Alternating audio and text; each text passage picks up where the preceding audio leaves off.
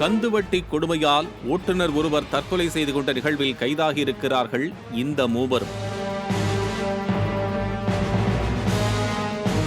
திருவண்ணாமலை மாவட்டம் ஆரணி அருகே ரகுநாதபுரம் கிராமத்தைச் சேர்ந்தவர் ஓட்டுநர் விஜயகாந்த். இவருக்கு 10 ஆண்டுகளுக்கு முன் திருமணமாகி மனைவி, ஒரு மகன், ஒரு மகள் உள்ளனர்.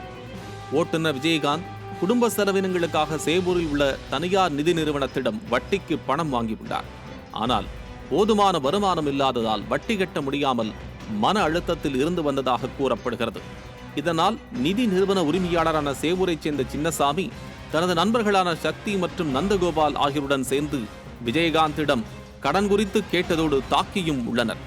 மேலும் ஆரணி தாலுகா போலீசில் விஜயகாந்த் மீது பணம் கொடுக்கவில்லை என்று கூறி புகாரும் அளித்துள்ளனர்.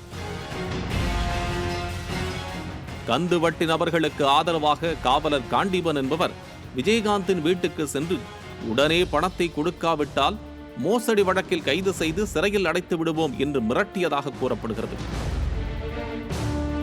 கந்துவட்டி நபர்களின் தாக்குதல், போலீசின் மிரட்டல் என்று மிகுந்த மன உளைச்சலுக்கு ஆளான விஜயகாந்த் வீட்டில் யாரும் இல்லாத நேரத்தில் தூக்கிட்டுள்ளார்.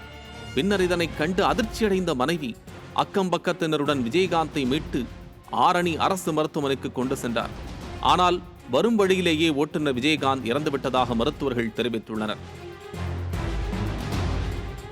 இதுகுறித்து விஜயகாந்தின் தாயார் அளித்த புகாரின் பேரில் வழக்கு பதிவு செய்த ஆரணி தாலுகா போலீசார் வழக்கு பதிவு செய்து விசாரித்தனர்.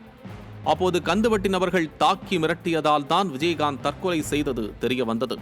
இதையடுத்து சின்னசாமி, சக்தி, நந்தகோபால் ஆகியோர் மீது கந்துவட்டி தடுப்புச் சட்டம், தற்கொலைக்கு தூண்டுதல் உள்ளிட்ட 2 பிரிவுகளின் கீழ் கைது செய்து ஆரணி நீதிமன்றத்தில் ஆஜர்படுத்தி வேலூர் மத்திய சிறையில் அடைத்தனர். கந்துவட்டி கொடுமையால் ஓட்டுநர் தூக்கிட்டு தற்கொலை செய்து கொண்டது விடியா ஆட்சியில் கந்துவட்டியை ஒழிக்க முடியாததன் அவலத்தையே காட்டுவதாக அப்பகுதி பொதுமக்கள் அதிருப்தி தெரிவித்துள்ளனர்.